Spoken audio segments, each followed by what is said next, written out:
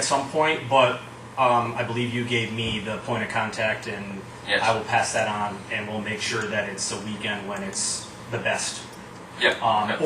or at night at least, so that it's nothing going on. But Well, and the recreational soccer, it only runs for several weeks too. Yep. So by the time you're thinking of closing one of those legs on a weekend, it might be over. I don't know. Okay. We'll see.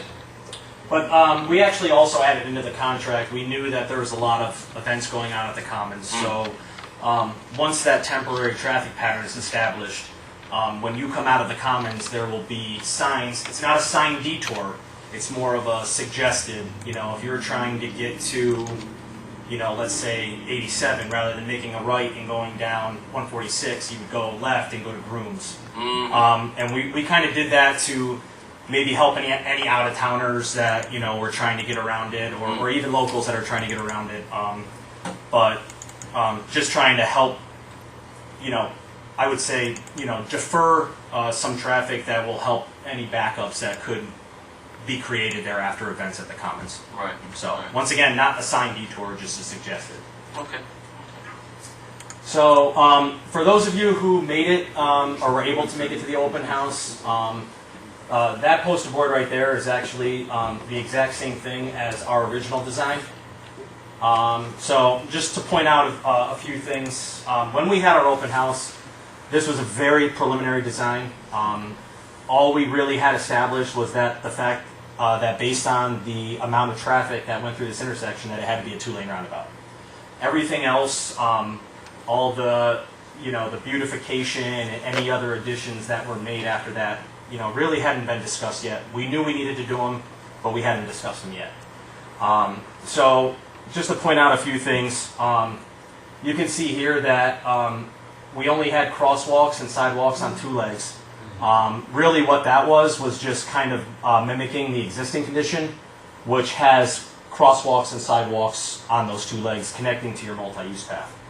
The other thing you'll see is a very straight multi-use path right here, which would come off of the roundabout up to the existing, the connection of the existing multi-use path. Another thing that you may or may not be able to see on here when I show you the final, there was no lighting. And once again, roundabout lighting has to go in specific places, and because we weren't 100% sure of the design yet, we couldn't physically put those on here and depict where they should be. Another thing you're going to see is the traditional red of the splitter islands and truck apron, a red herringbone brick pattern. No, I thought we were going green with that. This is the original. Oh, this is the original. Well, now you just killed the surprise. Oh, all right. Here. I'm not surprised at all. I'm not surprised at all. So, like, traditionally You're when just you go, teasing this. traditionally when you go through a roundabout, you see the black, the brown, the red. Those are the traditional colors that, like I said, was just generically kind of thrown in here just to show some color. And then the other thing you're going to see is the pretty tall plantings that are in the middle of the roundabout. Once again, and just kind of some generic trees here in front of Stewart's. Landscape folks kind of just put them on there, just trying to make it look nice for when you guys took a look at it, just to get an idea that there was going to be some landscaping. However, that wasn't the final. And we finally found a use for that empty piece of property where the old mobile station was. That's just been an eyesore for the longest time. So go ahead. So at our open house, excuse me, like I said, there was a few hundred people, I would say. There was a lot of questions. I think we had over 100 comments that were submitted to us. And what we did was we kind of took them and grouped them into what the biggest ones were, and obviously tried to make sure we incorporated those, but make sure we incorporated everything that everybody was asking. So one of the biggest things that, not just in comments, but people approached me with was the traffic congestion that you see right now at that intersection, and how it backs up all the way to Shen. I can't predict if it's going to, We would obviously hope not as a free flow condition. But really the only thing we can do right now is get it built, see what happens. And our traffic folks, they've told me that that light currently is operating fine. We had the issue after you guys had a blackout. I checked with them and they said it was fine. They also said that once we get this thing built, if it starts to back up at all, then we'll take a look at not just Shen, but Mo Road and see if there's any timing issues and or corrections that can be made. But for right now, unfortunately, we don't know the answer to that, and we're going to kind of have to wait on that one. Yeah, that was a concern that was one of the first things we suggested when DOT mentioned that they had decided on the roundabout design with traffic moving through and not stopping at the traffic light. Is that going to add more traffic as you go eastbound and reach the traffic light at the Shen School entrance at Route 146? So that's the concern that he's describing there. The next big concern that people had was landscaping of a roundabout. Now, I'm sure that a number of you have been through one and it looks great, and then it kind of just fades away. And you've been through one that looks great and stays great.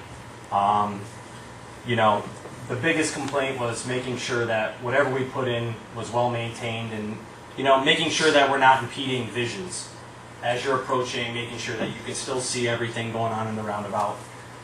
So we worked with our landscape folks on that one to, you know, get some things in the final design. And the last and biggest concern, probably 95% of the people, you know, came to us with was pedestrian safety. So right now you have PED buttons that are activated, and it's a safety concern now. So everybody's like, well, what's going to happen once it's a free flow roundabout? So the biggest thing people saw in our design was the lack of pedestrian crossings. Why are there only 2 legs and not 4? And once again, that was just done to match existing, something we were going to look at going forward. Another thing that people had asked us about was, you know, there are some pedestrian activated systems that you can use at roundabouts. And these are called either Hawk systems, in which a pedestrian pushes a button and it activates a red light and stops traffic. Allows them to cross, and then the light goes yellow, and then traffic can continue. The other thing is an RRFB, which stands for Rectangular Rapid Flashing Beacon, and I know you guys know those because I passed 6 of them on the way. So We got more coming. Dan's got 3 more to put up. So you guys know they work the same way. The other ones you see in the town, you push a button, the lights flash. It lets a driver know that somebody activated it, and you should be aware that a pedestrian or a bicyclist is looking to cross. And the last thing, once again, because we didn't know where specifically it had to go, everybody noticed that there was a lack of lighting. You go through a roundabout, you know it's very well lit. It wasn't depicted, so a lot of people picked up on it. So from that, and after several meetings with turn the town page. and internal discussions, Very good meetings, very productive, I must say. This is what we came up with. If anybody wants to see the hard, it's here too, the hard copy. But much improved, I would say. From the so, original just to design. point out, I'll get into a little bit more detail about the PED safety features that are incorporated in the job, as well as the landscaping features. But just a few things to point out here. You can see now there's 4 crosswalks. There is sidewalk connecting all of them, even on this side. It's just connecting the 2 crosswalks. In the future, should anybody want to build down this side, which I heard you were, is that correct? What? What are you talking about? I heard. Oh, you mean the flag? No. The sidewalk. Oh, yes. I heard it through the grapevine. I won't That is our plan, to extend the And sidewalk up 146 heading west. Yep. Oh, yeah, okay. And the same thing over here, if they ever wanted to build up that way, they could connect. So that's one thing you can notice here. The other thing that we did was we took the multi-use path and ran it parallel to the road. Main reasoning is, this is a parcel of land now, so if we had a multi-use path going through it, it pretty much makes it, can't sell that piece of land now. So now it makes it so that if anybody ever wanted to acquire that, that's out of the way and they can acquire behind, the trees. Well, how much property is there? Well, you have to remember, it's that plus the existing slip ramp now. Yeah, So it's all of that together. but it's not much property. It's nothing you could really do there. Nah, that's going somewhere else. Yeah, that's going somewhere else. Yeah. To point out the landscaping features that we incorporated into the project. So this is the Supervisor Barrett flagpole area. Oh, there you go. There you go. So this is, it's in the circle there. I know it's very hard to see, I apologize. But this is an area where we're calling it a flagpole area. It's going to include a bike rack, a trash receptacle, a few benches for a seating area, Reflection area. and then Sounds better. Reflection. the ever elusive 50-foot flagpole, illuminated flagpole. All right. That a little bit less than the 100-footer. Yeah, it's a little short, but we'll take it. But you'll still be able to see it from the Northway probably. So Well, originally I wanted one at exit 9, and they pushed it down this way, so I said okay. well, it's the new. But it's gonna be instead of a sign now, that's the staple for the intersection. That's right.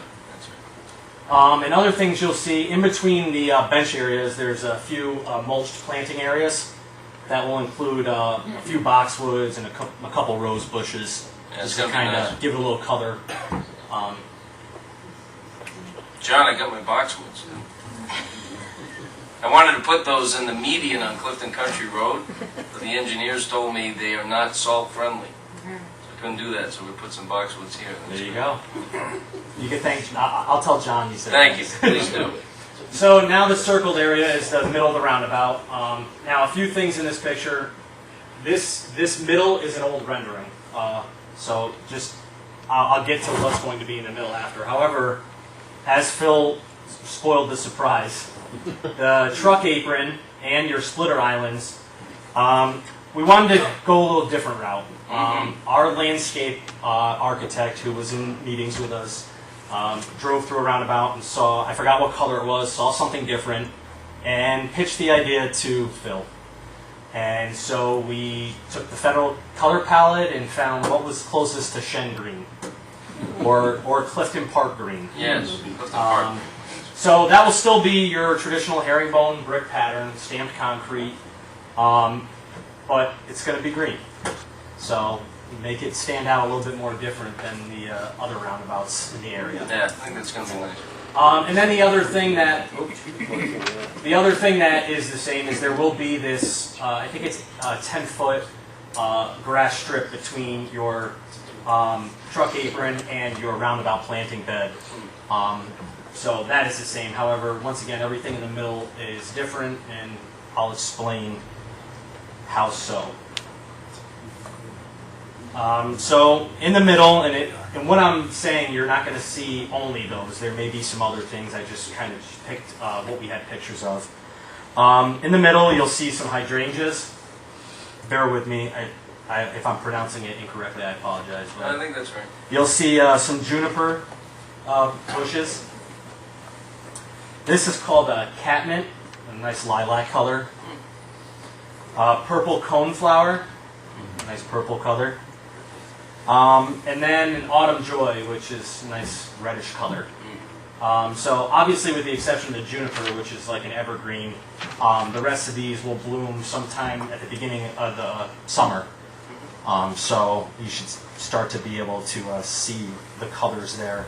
And once again, all of these, along with some other things, not only gives you the color and some contrast in the middle there, but it gives you different height elevations where you're not, constantly blocking or impeding the traffic like I had, like one of the concerns was mentioned earlier.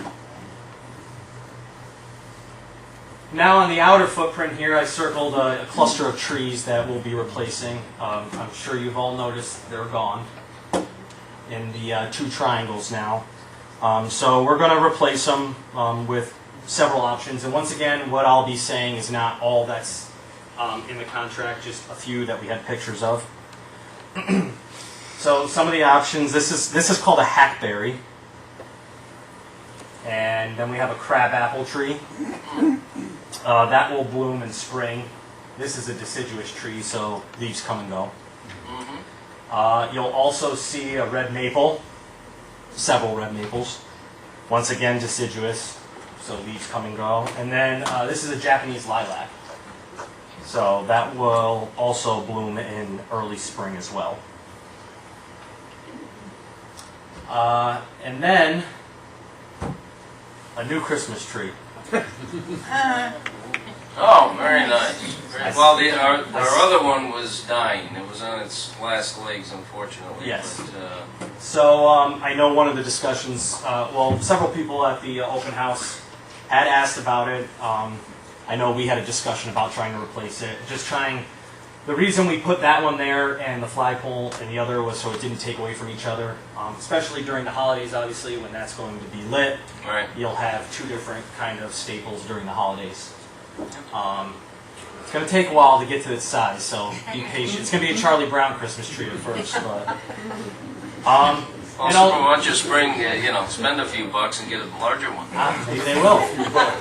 I'll talk to John. I have better luck with him. So and there will be just like you guys have, there'll be a power source so that you can plug in lights and. Well, I think it's important to note that you are running water service.